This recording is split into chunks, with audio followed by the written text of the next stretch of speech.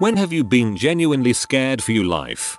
When I was at work, retail job mind you, I was at register and suddenly got very dizzy before a really sharp pain went from my neck down to my left hand. It went numb. Apparently there was a very visible flinch I had done from that pain. Customer asked if I was okay. I said yes. I needed the money, so I stayed quiet. It hurt to breath. My arm to my neck still hurt. My speech sucked. And my vision dragged, so I had to turn my head to look at things. I wanted to call for the store manager so I could go sit down, but we were swamped. I had to push through. I had to watch my numb hand to make sure I grabbed something while scanning. I felt if I didn't keep pushing, the dizzy feeling in my head would take over, or I would fall over. Most of all of it faded within 20 or so minutes. Vision being dragged behind was still there until much later. Spoke to store manager as the store was closed. She said that sounded like a mini stroke. She chewed me out for not saying anything sooner and had me drink some water.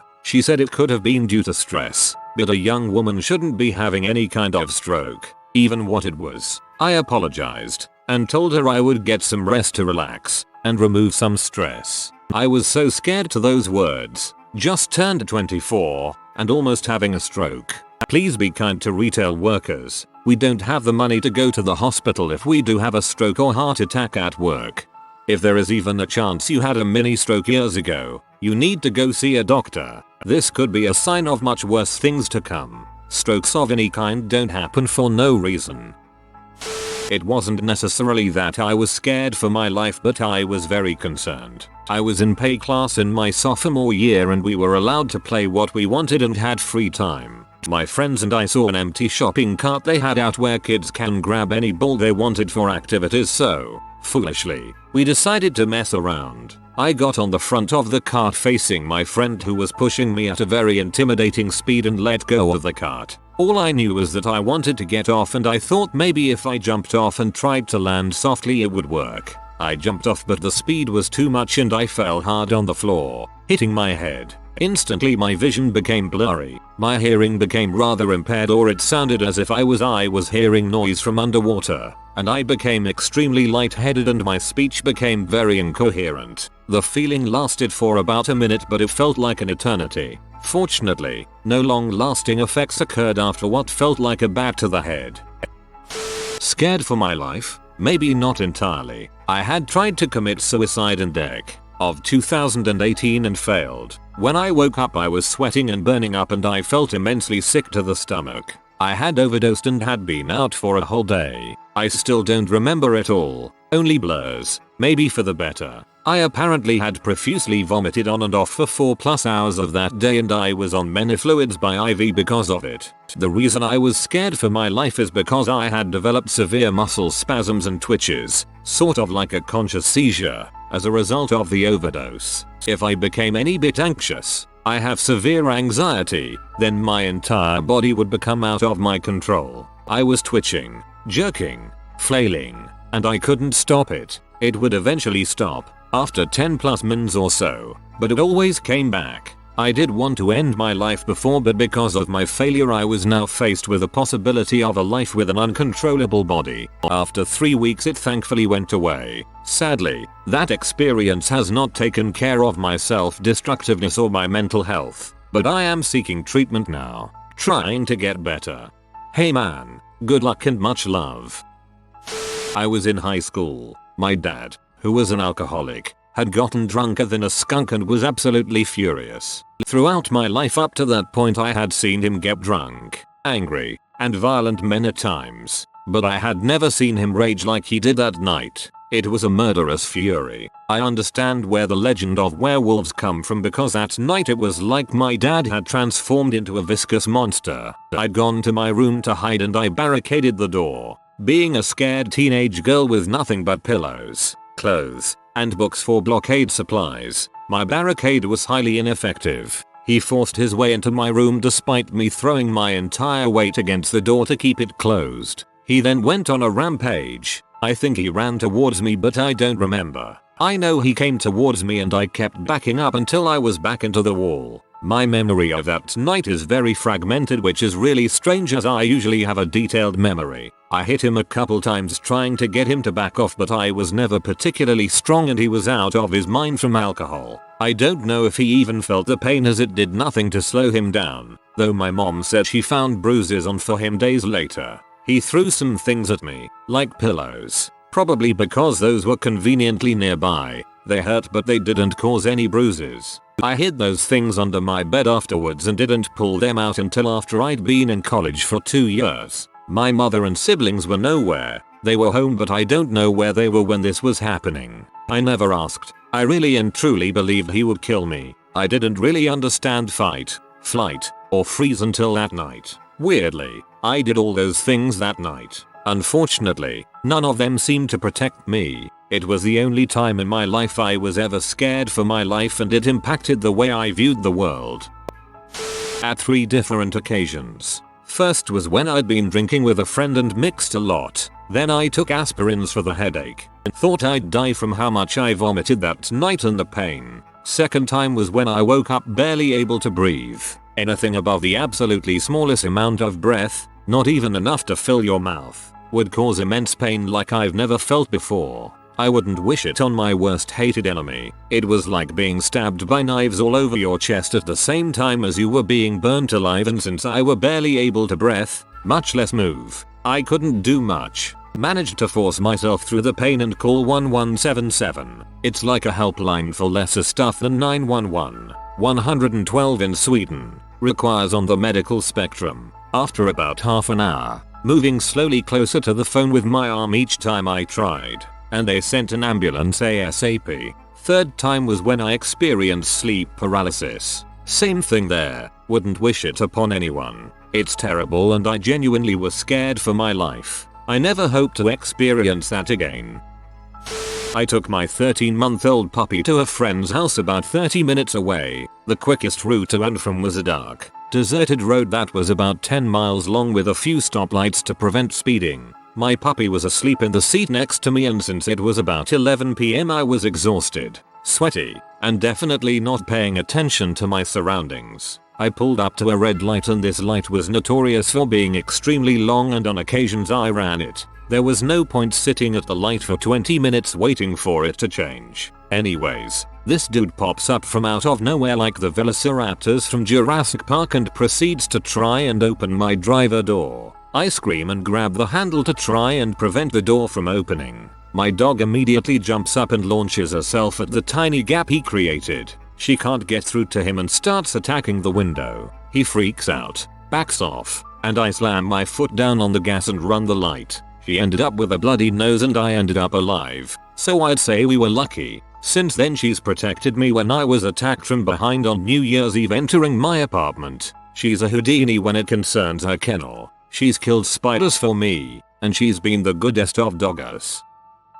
When I was 8 years old we had a hour in our elementary school where we could play outside. I was climbing on I don't know the English word for this, on a wall. I call it Kletterwand in German. The first few times everything went fine. As I was climbing again my hands got all sweaty and I couldn't hold myself in the wall anymore. I fell 2 meters to the ground. At first I was just laying there and wanted to start to cry, but I couldn't breathe. I just couldn't breathe when I tried it again and I started to suffocate. My teacher saw me grasping for air and called the ambulance. They later found out that I broke my back or spine. My English isn't that good. On 3 different spots, and that was the reason my lungs wouldn't work. It got better after a few days. I'm glad that I still can walk. We call those rock walls in the US at least. Also ouch, that sounds both terrifying and painful. I'm sorry a young you had to experience that. Back in high school we were in an out of town swim meet. It was end of the day and we were in charge of putting the pool covers on. Well, some of us were in the pool dragging them across. I was one of those guys. I took one across, and you would just kind of swim under about 5 feet and pop up on the other side. Something happened, hard to remember now, but I got a little delayed. As I was about to come out on the other side of mine, the next one goes in. No big deal, only 5 more feet. But then the next one comes in, then the next, and it's getting darker where I'm at. Running out of air, Still swimming forward, I try to push through the top. No luck. Suction keeps those things down and I can't find a seam. Now I panic and just swim as fast as I can to light. It's all a little fuzzy after that, but I made it to the end and grabbed someone's leg. They helped me get out. Had nightmares about that for a while after. We were on vacation in Puerto Rico when I was around 10. We were in these crappy rental cars. We had to take two because my family is so big, and the GPS started taking us up this mountain. At first we were like that's odd, but then it started getting increasingly dangerous. There were many twists and turns and no guardrails or indication that there were sudden freaking drop-offs on the sides of the gravel path road. Well, the mountain kept getting steeper and steeper, and when we tried going up this one hill, the car literally couldn't do it. The road didn't even look wide enough to be able to turn around. So when we did, I was freaking terrified for my life that we were going to go over the edge. Looking back I can laugh at it, but I genuinely thought I was going to die at the time. Was driving my moped and about to pass a farmer's tractor with a couple hay wagons or something similar. I passed the first wagon and the driver suddenly shifted to the other side of the road to avoid a pit in it. I saw the first wagon suddenly in front of me and only had enough time to go as close to the roadside as possible. Unfortunately, there was a railing at the side of the road and I didn't have enough time to simply slow down, as now I was carefully trying to hold my balance between the railing and the second wagon, and I couldn't see if part of the wagon was behind me. Shortly after that I either hit the railing with my moped or just lost balance since it was so tight and tumbled to the ground. I think all this happened in less than 10 seconds, but I'm not sure. I didn't get hurt, at least other than the pain from impacting scraping myself on the asphalt. Don't think I got any wounds from what I can recall. It's been a couple years now. As far as I know, the driver of the tractor didn't notice anything. Check your mirrors, people. Got threatened with rape and murder in my own dang car in a church parking lot. I was hanging out with this boy who I thought I'd be good friends with. I knew he was a little off since he does drugs and isn't too into school. A typical you're throwing your life down the drain kind of kid. He was 18 at the time and I was 16. I'm a girl. I had been driving around for a while with him in my passenger seat when I noticed that my gas tank was almost empty. So we decided to park in a church parking lot by our houses. We live pretty close to each other and just talk for a bit. After a few minutes of talking, he tells me that he likes me and that I'm pretty and asks me if I want to rub his dong. Feo. Obviously I say something along the lines of I don't know. I've never done anything physical before, so I don't feel like now is a good time. He continues to persistently ask me and I keep telling him no when all of a sudden he goes, just feel my dong. I'm hard. I guess he was getting off on being told no. And before I can even refuse, he grabs my hand and places it on his dong. I abruptly pull away and I'm like, WTF. He then says, if you're not gonna do it, I'm gonna make you. And I say, I think we better go. It's almost my curfew. A lie. And he then says to me, honestly, I was being nice, and if you don't want to give me head, I'll violate you and then kill you so you never tell anyone. Yeah, no. I kicked him out of my car and peel out that be like I'm in NASCAR. A few days later, I tell our mutual friend about what happened and she goes, yeah, I'm not surprised, TBH. He got high while driving one time and killed a woman and her baby by hitting their car off of an overpass. That's why he went to jail. I never knew this and she was the one to introduce me to him. WTF. Wowsome friend you had. Holy crap.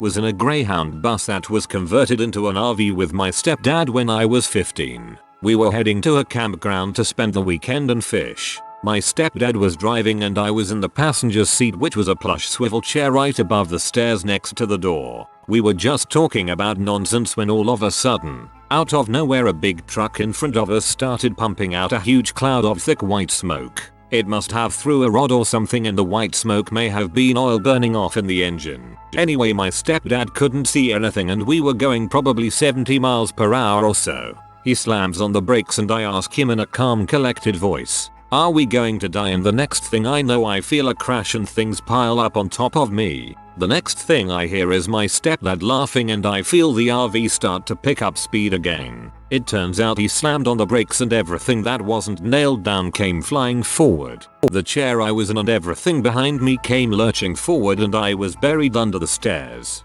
I was fine. but shaken, and can say, if you're in an RV, tie your crap down please.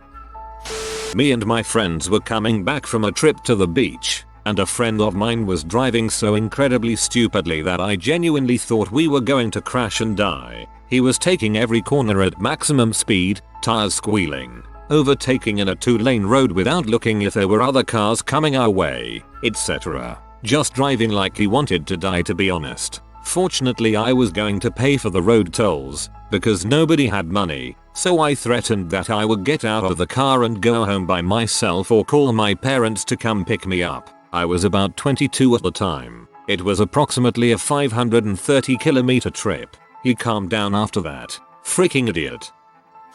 I was a kid and was jumping on the bed with my sister. My mom goes, don't jump on the bed with the radiator right there, and I, in the way all kids somehow gravitate towards the worst possible scenario, ended up falling and hitting my head on the radiator. It didn't actually hurt past the first few seconds, but I was gushing blood and sobbing hysterically and asking my mom if I was gonna die. It was bad enough I had to go to the hospital and get staples in my head. In hindsight, it wasn't that bad of an injury, but being a kid and seeing that much blood gushing out of your head makes you think you're gonna die any second. Haha. Was going down the street to hop into a kiosk to buy me ice cream from my hoarded pocket money. I was 4 years old and at that time, already allowed myself to just go out the door and do little things, like this trip to the kiosk. Some guy in his late teens, early 20s came up to me when I was just about to take a curve, pulled out a knife and told me to give him all my money. From the road I took the turn from, a girl, maybe 18, saw this and stripped him into a conversation. As a distraction for me to conveniently stroll off, I almost peed myself and started to cry, like what the heck, robbing someone 1/3 the size of you. Karma got to him though. She was my second girlfriend and it was my first time genuinely in love with somebody. I was connected to her so much more than anything I'd ever felt in my life. We were talking on the phone, I believe, and she got really depressed. It was about how she didn't think she deserved someone like me. Of course I felt that it wasn't true and tried to convince her otherwise. I'd like to mention that people generally opposed of our relationship because she was a tomboy and looked too much like a guy, so she didn't have a great self-image at the time. She suddenly hung up and I was extremely worried about her. I kept calling and calling. I also texted in between because things felt like they got a whole lot worse. Sometime later she picked up in tears and started apologizing, saying that she couldn't continue what she was doing while looking over at her phone seeing me call so many times. She told me that she was planning on overdosing on her meds. She was already down her third and about to take another. She was normally supposed to take just one a day. I don't know how much was lethal, but I was so shocked and my heart just stopped. It hurt so hard to hear that she had almost killed herself just because she believed that I deserved better. I don't remember what I did when I saw her again, but I'd be the worst man in the world if I didn't give her the biggest hug and kiss back then. We are no longer together, but I treasure the time I got to spend with her. She's currently alive and well in a happy relationship with her boyfriend. We still chat occasionally even though I had to move, and I plan on visiting her sometime this summer. At about 7 years old I was hospitalized after having a UTI for 3 weeks. I was so sick I had lost like 20 pounds and couldn't eat food without throwing it back up. My mom took me for 4 doctors who didn't know what was wrong with me, and I even went into an emergency room with a fever of 105 and had cracked my wrist bone the same day, and I stayed in that waiting room long enough to have like 3 doses of Tylenol administered by the receptionist. It got bad enough I was passing out routinely because I was so sick my body was slowly breaking down. By the time I was hospitalized I had weighed 33 pounds. Had been so dehydrated my lips were cracking and even threw up the second I had an IV attached because my body couldn't handle it. I was in the hospital for the entire spring break of my 2nd grade, and I know how much my mom was scared for me because so many doctors told her that either nothing was wrong with me or they didn't know what was wrong with me. A doctor I went to after the whole fiasco had even mentioned to me and my mom that he had learned about me in medical school because I was used as a test case in some captivity because I was so sick that I had 35,000 white blood cells fighting my UTI and had managed to last 3 weeks. That UT spread to my kidneys. Now I get a UT at least once a year and now can know within a day that I have one and go to the doctor and demand a urinalysis because most doctors don't believe I have one since I never hurt during them. So I'm from the Oklahoma-Kansas-Missouri border. I've been through a lot of tornado scares in the past 19 years of my short, pitiful life. Here are some highlights. My mom carried me in her arms and ran a whole football field's length to get us to the community shelter when the tornado sirens failed one night. The tornado was within a mile of us. I remember the flagpole outside our building swaying sideways in the wind while she covered my head with her arms to protect me from the hail. I was scared of storms after that first incident. So one night, when I was about 11, I was hiding in the bathtub during a thunderstorm while everyone else slept. The power flickered and then went out. In a panic I dropped my book and stumbled into the hallway. There was this huge ripping, tearing sound outside, and the floor was shaking. So I put my hands on the hall walls to balance myself. The apartment was literally trembling. I could see out the living room window that trees were beginning to uproot. I was too panicked to move. My mom again saved me when she ran out of her room and pulled me into the hall closet. Another tornado that same year got so close that while mom and I hid in the closet together, she started seriously praying for us in case we died. And then there's the mile-wide monster that destroyed my hometown of Joplin in 2011. The thing was green and black and made a noise like a freight train. Just a steady pulsing sound. We were on the highway when it hit town. The highway was so empty, except for people driving on the wrong side just booking it into Kansas. Because we weren't really sure what was happening yet, we made a U-turn and followed them. Baseball-sized hail started hitting the car by the time we stopped at a rural gas station for shelter. TLDR, tornadoes want to eat my butt like groceries. I was sick. My fever was 105, so I drove myself to the ER. They put me in the critical care unit and pretty much covered me in ice packs. Middle of the night and my fever was 107. Then the strangest thing happened. I've never told anyone about it. The whole area seemed to darken except for ribbons of bright light. One of the ribbons was from my stomach, but mine was thinner, dimmer. It looked like high security laser beams. All the ribbon lights crisscrossing each other. I laid there and just watched mine stretch thinner and get dimmer. I started to cry even though nothing was hurting and I wasn't scared. I knew with absolute conviction that if my light went too dark, I'd die. It felt like a very okay thing. Like just letting go would be okay. I'd simply cease. My remaining light would go to the universe and that was okay. I wanted to tell the nurse about the ribbon lights and that it was okay for me to go, so I pressed the call button. Unfortunately I couldn't get the words out, but there was a big commotion. New ice packs and an IV that made me sleep. I woke up the next day with a normal fever. My head tells me I was very close to death, but it just sounds dramatic and weird. So I've never told anyone until now. If you are new to the channel, you can subscribe. I publish new videos every day. Until then, check another video.